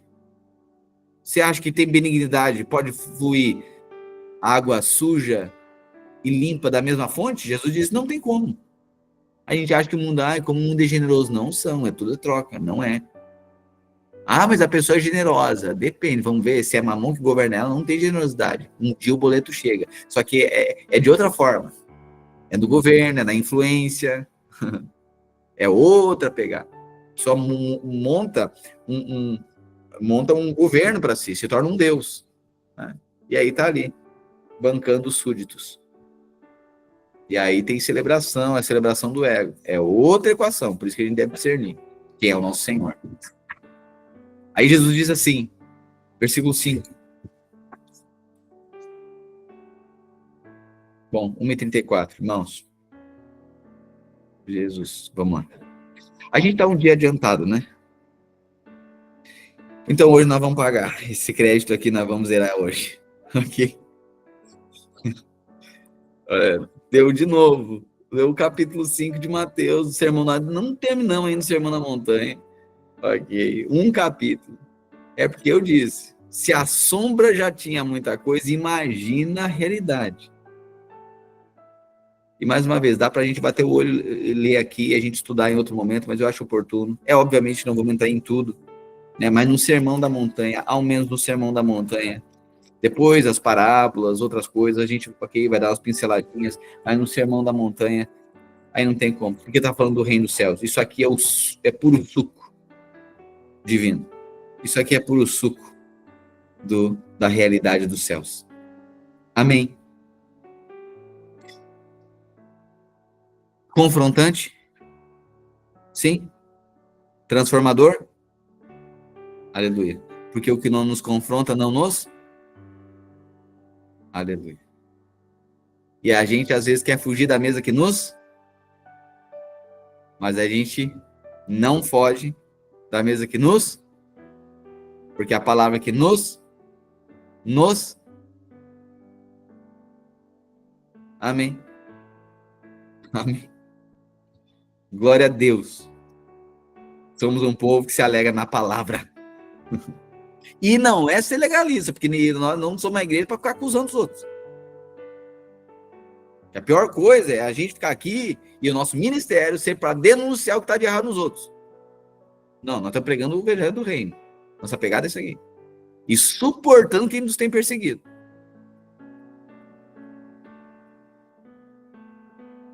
Perdoando a quem nos tem ofendido. E pedindo perdão a quem nós ofendemos também. Mas sendo sinceros, coerentes com a palavra de Deus. E não tentando perseguir e imputar a condenação sobre aquele que errou. vai tirar o fardo, o peso, vai levá-la até Cristo. Pastor, qual é o limite? O limite é que a gente não rasga a Bíblia. O limite do nosso amor. Que a gente não vai rasgar a Bíblia. Para que alguém tenha a sensação de estar sendo amado. Mas se alguém for amado pela revelação da palavra, esse é o nosso compromisso. Amém? Porque o que nos confronta é muito amor, a palavra de Deus. E estamos sendo transformados pela palavra. Amém? Sermão da Montanha. Jesus está dizendo a respeito da cultura do reino dos céus. Hoje, então, nós voltaremos amanhã, continuaremos aqui no capítulo 6, versículo 5, ok? A continuidade do Sermão da Montanha. E aí, a gente vai, então, estar agora, como a gente tinha um dia aí. Eu não queria queimar hoje esse dia, não, mas o mais vale a pena, se é no Sermão da Montanha. Na verdade, é coisa do Espírito, né? Mas, por isso que é sempre bom a gente ter uma reservinha aqui. E se a gente atrasar um dia também, a gente recupera depois, não tem problema. Né? Porque nós somos ávidos pela palavra de Deus. Aqui quem vai nos guiando é o Espírito. Não é uma bagunça, mas também a gente não fica no limite da agenda. Amém? Eu acho que a gente deve andar assim. As coisas de Deus são... Você até aqui, nesses 5 meses, tem percebido ordem, plano, planejamento, início, meio e fim e coerência? Sim? É organizado ou é uma bagunça? De vez em quando o pastor tem que ficar ligado, de vez em quando ele entra 3h30 da manhã na live. Não, né? O negócio é organizado. Mas a gente também é no limite. Também não é, né? Então, tá vendo? A gente é flexível. É organizado, né? Mas a gente não enrijece também. Acho que um cristão deve ser assim. Tem coerência. Não é uma bagunça, mas também não é na rigidez de algo. Amém. Amém. Grato mais uma vez por você estar aqui nessa mesa. A maioria está numa mesa, né? Mesa de compartilhamento, ou na sua casa, né? Na família. E o Senhor tem falado conosco, temos sido transformados. Temas profundos que merecem muita atenção. Cada capítulo aqui, um mundo que dá para a gente ler meses, anos, né? Muito tempo, porque é muita coisa muito profunda. Mas tem que ser discernida pelo Espírito. Irmão, e mais uma vez, sobretudo eu encerro aqui. Se alguém não discernir por meio do Espírito, a lógica, a pessoa nunca vai compreender. Isso aqui não é de entender, isso aqui é de conhecer. Se a pessoa não nascer de novo, tem como. Ela vai achar teologia de tudo quanto é jeito. Ela vai atrás, ela vai fazer a religião para ela. Ok? Por quê? Porque não nasceu de novo. Era isso que Jesus estava denunciando nos fariseus. Eles, vocês estão no limite da lei, mas vocês não perceberam a profundidade do Espírito. E isso está matando vocês e matando todo mundo. Tanto é, vocês acham que os fariseus mataram Jesus sabendo que estava errado? Claro que não. E às vezes a gente mata alguém pelo nosso excesso do certo, que a gente acha que a gente está fazendo o certo sem revelação. Por isso que o nosso pedido todo dia é que o Espírito Santo nos dê revelação e sabedoria. A Grazi está falando, tem sido um grande banquete no Espírito, um alimento cheio de revelação. Aleluia, Grazi. Aleluia. Nos alegramos, né?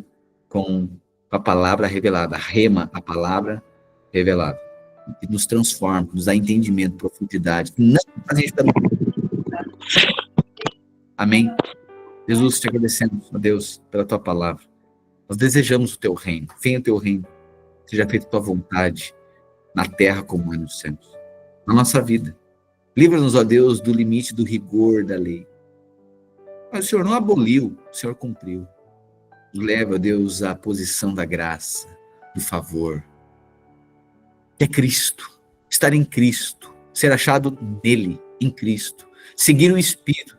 Espírito Santo, fala audivelmente aos nossos ouvidos. Fala. Queremos interpretar, o Senhor discernir, estamos buscando, Deus, te ouvir, para não sermos pegos ou levados por qualquer vento de doutrina, mas sermos achados, guardados no Senhor. Nos alegramos porque o Senhor tem sido bom conosco. Revelação, sabedoria, lucidez. Porque assim como a alma caída, a alma que é mente, vontade e emoções, uma alma caída por conta do pecado, embota a mente. Gente que não tem lucidez na mente. Porque está escravo do pecado, que fez cair a alma do homem. Mas assim como o pecado fez a alma cair, a justiça fez a alma curar, renovar, transformar. O pecado produziu a queda da alma, mas a justiça purificou-a. A justiça curou-a, essa alma doente, caída. Libertou. A justiça libertou a alma que caiu por conta do pecado. Portanto, isso quer dizer que a nossa mente se torna lúcida. Uma pessoa com mente lúcida, não é no limite da razão, do racional, é na interpretação espiritual, mas é lúcida, lucidez. Você conversa com a pessoa é lúcida. Oh, Deus, essa pessoa é cheia do Espírito. Tem coerência, discerne as coisas, lucidez espiritual, lucidez mental. Não é uma mente embotada que tem um olhar vago, como que está perturbado, como está aprisionado. Não é alguém que foi liberto na mente. Eu quero declarar que a nossa mente está sendo transformada e liberta. Nós somos uma igreja de povo de mente liberta. Eu declaro a libertação, liberação da mente agora. Lucidez, provocado pelo Espírito. O Espírito que renova, que transforma. Por isso que Paulo diz, transformai-vos pela renovação da vossa mente. Quem renova? O Espírito. A mente. Nossa alma está sendo transformada. Isso é lucidez. Essa lucidez é promovida pelo Espírito, que está libertando nós de sofismas, de más interpretações, de confusão, de falta de fundamento e discernimento. Isso tudo feito por meio do seu Espírito. Nós oramos e celebramos aqui. Jesus, a mesa está deliciosa e nós queremos mais. Nós estamos famintos. Temos comido até aqui, mas nós queremos mais. Comemos aqui meio-dia. Comemos aqui todos os dias. Em casa nós comemos. Quando nós chegamos no público, na quarta-feira, na quinta-feira, no domingo, quando reunimos com a igreja, lá não é para comer. Lá é para partir o pão e dar para quem tem fome. Somos gratos porque a nossa mesa está farta e nós somos famintos e sedentos.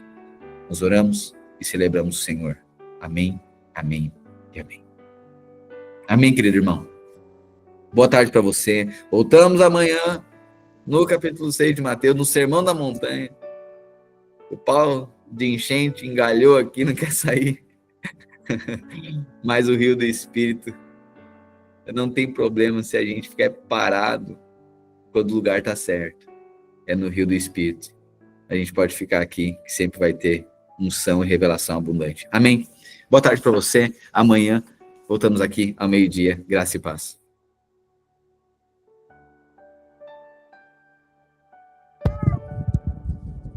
Amo vocês, queridos. Tá? Amo vocês. Amo ser igreja com vocês.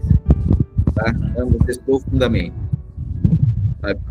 Amo vocês no Senhor, no Espírito, na palavra, o empenho aqui, para que a gente seja um povo que anda na luz, está saindo à luz, revelação, firmado, sabe?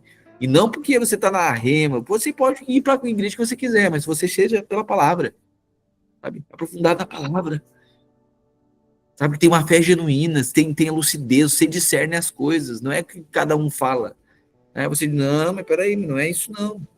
Né? Discirna as coisas, se torne alguém espiritual, maduro espiritualmente. Glória a Deus por isso, esse é o nosso compromisso. Cristo em vós, não é a tatuagem da Rema Church em vós, não é o proselitismo da placa da igreja em vós, é Cristo. Você ser achado em Cristo, independente. Você faz prosélito para a igreja de vocês, Deus que me livre. Tanto é que o nosso compromisso, se alguém dizer, pastor, eu vou para aquela igreja, aleluia. Mas seja fiel lá, com a revelação lá, não seja, não vá o que é vento de doutrina. Não mude, porque quando a gente... Irmão, se a gente mudou a placa, mudou a regra, alguma coisa está errada. Porque a palavra ela tem que ser imutável.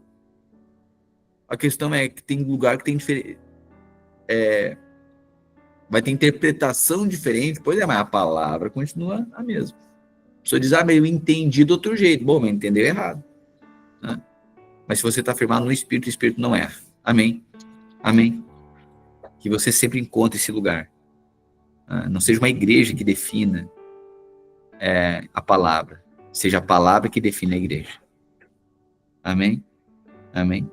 Então, sempre você vai buscar alinhe a igreja à palavra, não alinhe a palavra à igreja. Amém? Esse é o alinhamento. Você tem a palavra, mas não é segundo a sua interpretação, é a revelação do Espírito. E aí, segundo a palavra, você diz, ok, essa comunidade está coerente com a fé. Ainda que o comportamento de muitos possa ainda ser dúbio, inconstante. Porque um comportamento errado é menos prejudicial do que uma fé errada. Ok? Então a gente é paciente no comportamento, mas intolerante com uma fé errada. Por isso que Paulo chama o Gálatas de insensatos e o Coríntios que estava fazendo sexo, o cara fazendo sexo com a madraça, ele diz santo. Ok? Porque uma fé errada é pior do que um comportamento errado. Então, tem lugares que você vai ver, mas o comportamento dos irmãos aqui, por isso que estão aqui. Né?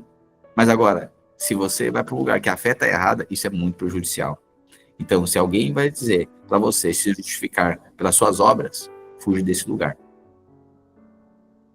Porque tem uma fé errada. Mas se alguém está dizendo que você está debaixo da graça de Deus, não é pelo seu merecimento, é pela fé, isso aqui é a revelação da palavra. Permaneça nesse lugar. Amém? Parei de pregar. Graças a Deus. Até amanhã. Amém. Tchau. Tchau, sua linda. Tchau, queridos. Boa tarde para você. Olha o João aí, filhão. Cadê o Momento Kids agora? Agora é o Momento Kids. Agora eles aparecem tudo por aqui. Tchau.